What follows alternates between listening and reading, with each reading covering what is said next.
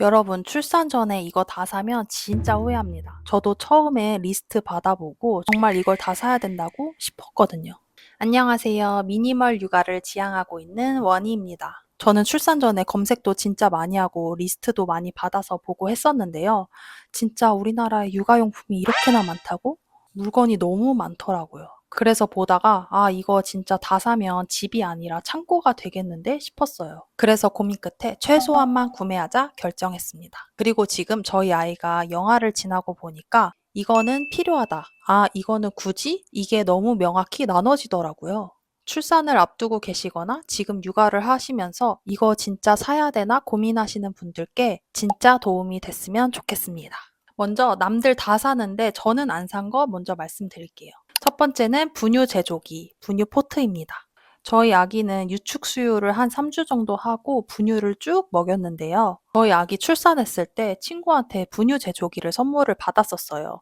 근데 그 유명한 브랜드는 아니었고 지금은 사라졌지만 그래도 기능 좋은 분유 제조기였는데 그게 단점이 핸드폰이랑 연동을 해야만 사용할 수 있는 거더라고요. 근데 아이폰이랑은 연동이 안 돼서 저희는 환불을 받았습니다.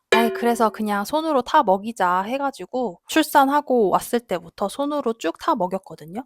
근데 처음에는 솔직히 이거 고생하는 거 아닌가 싶었어요. 근데 하다 보니까 익숙해지고 분유 양과 물 양을 직관적으로 볼 수 있으니까 오히려 더 편하더라고요. 그래서 돌까지 쭉 손으로 타서 먹였습니다. 그리고 분유 포트 이거 안 샀다고 하면은 다들 주변에서 엄청 놀래더라고요. 근데 저희 엄마가 산후관리사셨거든요. 근데 엄마가 그러시더라고요. 이거 손목만 아프고 굳이 필요 없다고 하시더라고요. 그래서 안 샀는데 처음에는 솔직히 조금 불안했어요. 이제 막 태어난 신생아인데 정수기 물로 먹여도 될까 싶었거든요.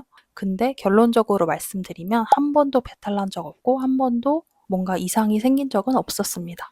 그리고 어느 날 제가 스레드를 보는데 이런 말들이 있더라고요. 미국에 사시는 한국분이 아기를 낳아서 이제 집에 맘마존을 세팅을 싹 한 거예요. 뭐 유팡 소독기, 분유 제조기, 뭐 분유 포트기 여러 가지 이렇게 다 진열을 해놨었는데 미국인 친구들이 와서 보더니 너희 아기 어디 아프냐고 면역력이 약하냐고 이렇게 물었다고 하더라고요. 그 얘기 듣고 나니까 우리가 너무 불안해서 여러 가지 육아템을 너무 많이 드리는 건 아닌가 싶긴 하더라고요.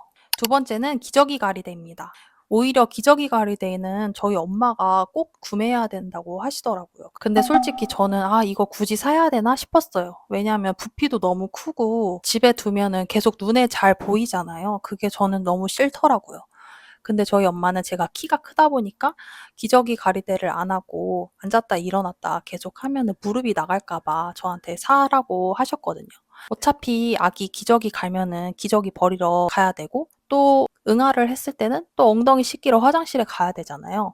그때마다 뭐 앉았다 일어났다는 해야 되는데 굳이 그것 때문에 기저귀 가리대 부피도 큰데 사야 되나 싶었거든요. 그래서 끝까지 안 샀는데 결론적으로는 저는 괜찮았습니다. 저는 그냥 바닥이나 소파에다가 방수 매트를 깔고 기저귀를 갈았거든요.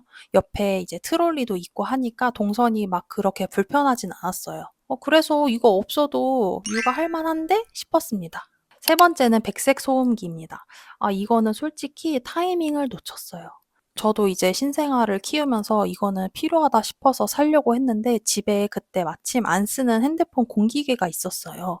그래서 그걸로 이제 틀어주곤 했는데 언제 후회했냐. 여행을 가거나 이제 할머니 댁에 놀러 가서 아기 낮잠을 재울 때 핸드폰으로 틀어줘야 되잖아요. 그때 이제 핸드폰을 못 쓰더라고요. 아기 옆에 두고 나와야 되니까. 그래서 그때는 살짝 이거 백색 소음기 있었으면 편했겠다 싶더라고요. 그래서 이거는 솔직히 다시 돌아가면 구매할 것 같아요. 여기서 제가 느낀 게 있어요. 육아템에는 정답이 없다. 결국에는 아기의 성향과 기질과 엄마 아빠의 스타일에 따라서 육아템이 필요하거나 안 필요하거나 이렇게 결정되는 것 같아요. 그래서 더더욱 미리 사면 안 됩니다. 그럼 반대로 제가 진짜 잘 쓴 것들 소개해 드릴게요. 기준은 딱 세 가지입니다. 매일 쓰는가, 대체 불가능한가, 엄마를 편하게 해주는가. 첫 번째는 유팡 소독기입니다. 이거는 진짜 두 돌 때까지 뽕을 뽑았어요. 신생아 때 진짜 젖병 많이 쓰잖아요. 그러면은 젖병 맨날 열탕 소독하고 그러기가 너무 힘든데 이거는 젖병 세정제로 닦아주고 유팡에 넣어주면은 끝나니까 진짜 편하더라고요. 근데 진짜 더 편했던 거는 구강기 때예요. 구강기 때는 진짜 모든 게 입으로 들어가는 시기잖아요. 그래서 집 안에 굴러다니는 장난감들 그리고 쪽쪽이, 치발기 뭐 이런 것들을 다 입에 넣어서 그때는 쓰는데 그거를 맨날 열탕하고 소독 티슈로 닦자니 너무 번거롭게 느껴지더라고요. 그래서 그냥 물로 대충 씻어 가지고 유팡소독기에 딱 넣어서 살균을 해 주니까 '아 이거 없었으면 진짜 큰일 날 뻔했다.' 싶더라고요. 두 번째는 라라스 베개입니다. 라라스 베개는 진짜 저한테 아직까지 기억에 선명합니다. 아기가 이제 100 일이 안 됐을 땐데 그때 이제 많이 낮잠을 한 3 번씩 자잖아요. 그때 이제 졸려서 칭얼거릴 때 라라스에 눕혀서 쪽쪽이 물리고 탁 옆으로 눕혀서 엉덩이 토닥토닥 해 주니까 마법처럼 1분 만에 잠드는 거예요. 그래서 '와 이거 진짜 대박이다. 이거 만든 사람 누구냐.' 이런 생각을 했습니다. 물론 육아템이 에바에라 안 맞는 경우도 있지만 잘 맞으면 정말 효자템입니다. 세 번째는 꼬꼬맘입니다. 엥? 꼬꼬맘? 이건 약간 의외일 수 있는데요. 장난감 치고 가격대가 꽤 있는 편이거든요. 근데 이거 진짜 오래 씁니다. 신생아 때는 터미타임이라는 걸 하잖아요. 목과 등에 이제 힘을 길러주는 건데 그때 아이들이 힘이 없다 보니까 빨리 누우려고 하고 포기하려고 하더라고요. 근데 눈앞에서 꼬꼬맘이 정신없이 돌아다니면 아이들이 그래도 조금 더 힘을 내서 터미타임을 많이 할 수 있어요. 그래서 그때 신생아 때는 그런 게 좋았고 그리고 신생아 시절이 지나가도 꼬꼬맘을 진짜 잘 가지고 놀더라고요. 앉아서 놀 때도 꼬꼬맘을 가지고 못 살게 굴면서 재밌게 놀고 또 이제 기어 다니거나 걸어 다닐 때도 꼬꼬맘 잡으러 다니고 어쩔 땐 뒤집으면은 그게 바퀴가 돌아가거든요. 그거를 엄청 재밌게 보면서 놀았던 기억이 있습니다. 그래서 꼬꼬맘도 신생아 때부터 돌 때까지는 잘 쓰는 놀잇감이다. 단점이 하나 있긴 있습니다. 조금 시끄러워요. 결론을 말씀드리자면 출산을 앞두고 계시는 분들, 육아를 하고 계시는 분들 출산 전에 다 사지 마세요. 진짜 필요한 거는 육아를 하면서 자연스럽게 알게 되어 있습니다.